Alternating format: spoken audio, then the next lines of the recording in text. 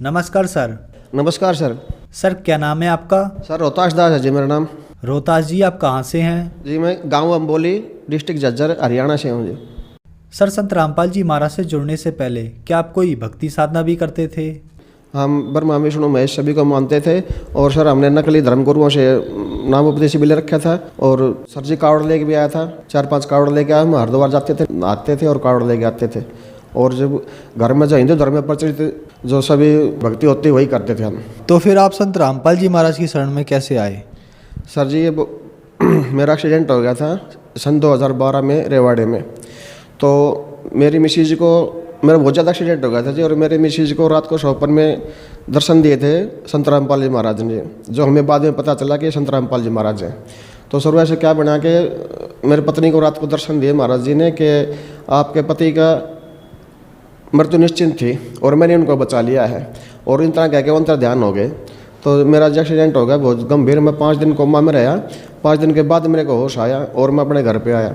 तो जी मेरे पापा ये समझा मेरी भक्ति संत रामपाल जी महाराज के शरण विरासत में मिली है। मेरे पापा जो थे वो गए थे संत रामपाल जी महाराज के शरण में 2013 में, और मेरे पापा हमको और फिर 2014 में ले गए रामपाल महाराज की शरण में। तो जो फिर 2014 से हम रामपाल महाराज की शरण में ऐसे आए थे मेरे पापा के कहने से। सर संत रामपाल जी महाराज की शरण में आने के बाद क्या आपको कुछ लाभ भी प्राप्त हुए? बहुत ज़्यादा लाभ हुए जी। सर्वप्रथम तो लाभ मेरा ये हुए जी, हमें आध्यात्मिक ज्ञान मिला। इससे पहले हमें आध्यात्मिक मार्ग का बिल्कुल पता नहीं था, और जो भी कर रहे थे साधना, नकली साधना कर रहे थे हम, और जो उससे कोई लाभ नहीं हो रहा था। तो जी सबसे पहला लाभ तो ये मिला हमको कि आध्यात्मिक मार्ग है।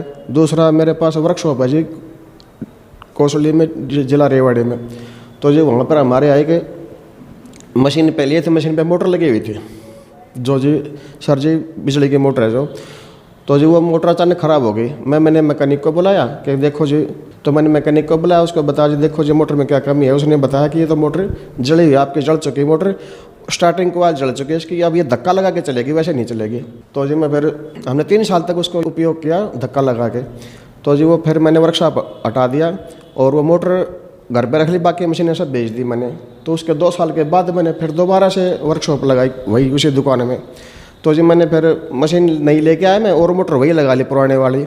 और जो पुराने वाली मोटर लगाते ही, तार लगाते ही और स्विच ऑन किया और करते ही वो चल गई। जो कि 3 साल से हम धक्का लगा के चल रहे थे सर जी, वो मोटर अपने आप स्विच लगाते ही चल गई, स्विच ऑन करते ही।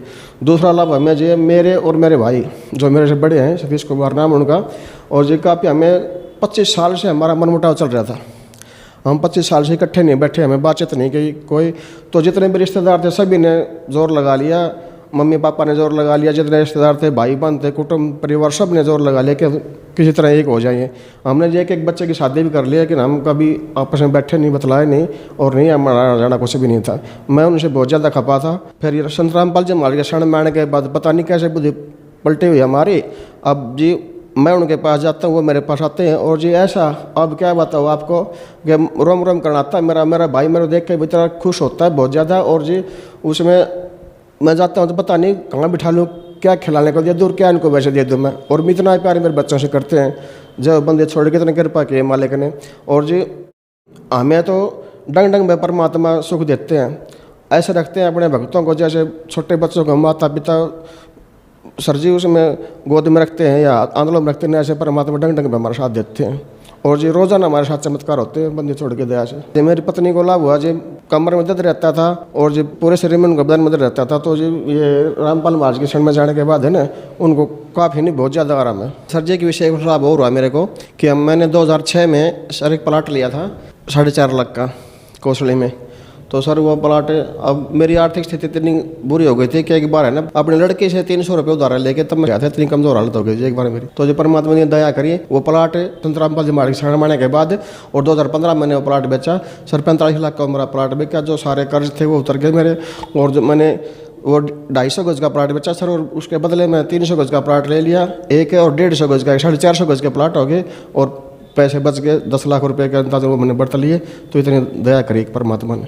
सर जी मेरे को एक विशेष लाभ और हुआ है कि हमारे घर में मतलब दूध के लिए जब हमको पशु रखते थे तो उसमें फ़ायदा नहीं होता, बहुत ज़्यादा नुकसान होता था। जैसे हम 70,000 का पशु ले आए, ना तो उसने टाइम पे दूध दिया और ना ही वो नए दूध हुई और ना ही कुछ उसने हमें उसे लाया। लेकिन संत रामपाल जी महाराज के नाम उपदेश लेने के बाद हमने भैंस ली, एक नई भैंस ली, और उसने भी फिर वही काम किया। 2 महीने तक उसने परेशान किया हमें। तो हमने संत रामपाल जी महाराज जी के वहाँ अरदास लगाई। अरदास लगाने के बाद उन्होंने हमें बताया कि आपको अच्छा लाभ होगा। तो कोई भैंस है सर हमारी सर जी, तो अब उसके भैंस के साथ एक कटिया होता, अब 3 पशु हमारे पास। अब एक भैंस अगले साल एक भैंस और बढ़ जाएगी, उससे साल एक भैंस और बढ़ जाएगी। संत रामपाल जी महाराज ने दया कर रखे हम भक्तों पे। और सर जी लाभ की और क्या कहना, संत रामपाल जी महाराज जी मिनट मिनट में क्या हमें तो मतलब अपने हाथों पर रखते हैं और हमेशा ज़्यादा से ज़्यादा फायदे देते हैं। अपने भक्तों पे कभी कोई कष्ट नहीं आ जाता। सर क्या आप नशा भी करते थे?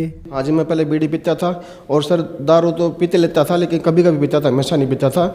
और मालिक की दया से संत रामपाल जी महाराज के शरण में आने से वो नशा छूट गया मेरा। मैं दारू पीता नहीं सर, मैं बीड़ी वगैरह पीता हूँ। सर संत रामपाल जी महाराज से नाम दीक्षा लेने के बाद आपको बहुत सारे लाभ प्राप्त हुए, तो जो दर्शक आज आपको देख रहे हैं आप उनके लिए क्या कहना चाहेंगे? सर जी मैं ये कहना चाहता हूँ कि एक तो सभी संसार के जितने भी भाई बहन हैं सभी भक्त आत्माएँ हैं और वो किसी कारण से बिछड़े हुए हैं, तो उनको जी सतमार्ग नहीं मिल रहा। मैं उनसे कहना चाहता हूँ कि आप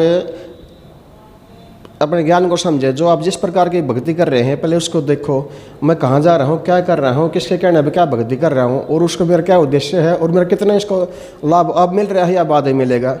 तो आप किसी की कई बातों पर दंत कथा पे बात भक्ति कर रहे हैं जिसका कोई लाभ नहीं है और ये भक्ति शिक्षा को बनी है, तो आप संत रामपाल जी महाराज की शरण में आओ और अपना ज्ञान समझो, उनका ज्ञान मिलाओ, पुस्तकों से मिलाओ, ज्ञान अपने शास्त्रों से मिलाओ और तब अपनी भक्ति करो और अपना कल्याण करवाओ। यही बात है जी। और मेरी भगत समाज से यही प्रार्थना है, हाथ जोड़ के विनती है कि आप सभी मुस्लिम भाई, सिख, ईसाई सभी से प्रार्थना है कि आप अपने सदग्रंथों को पहचानिए, जानिए और उनके बारे में अच्छे सोच विचार करिए और फिर संत रामपाल जी महाराज का ज्ञान सुनिए और उनका मिलान कीजिए। तब आपको पता लगेगा हम कहाँ थे, क्या हम नुकसान उठा रहे थे, हमें क्या धोखा हो रहा था, तब आपको पता लगेगा सत्य भक्ति का और इसका गलत भक्ति का।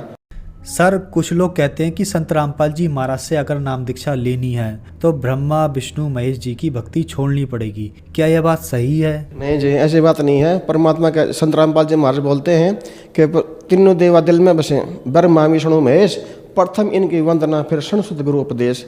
तो ये तो उनके भक्ति मार्ग के सही विधि बताते हैं कि हमें कौन से परमात्मा की, कौन से भगवान की कैसे भक्ति करनी चाहिए। तो इसी मार्ग दिशा बताते हैं जी हमें, ये छुटवाते नहीं है। सर संत रामपाल जी महाराज से नाम दीक्षा कैसे ले सकते हैं? सर आजकल तो बहुत वो चले हुए हैं, जैसे साधना टीवी चैनल पे सत्संग आता है संत रामपाल जी महाराज का शाम को 7:30 बजे से 8:30 बजे तक।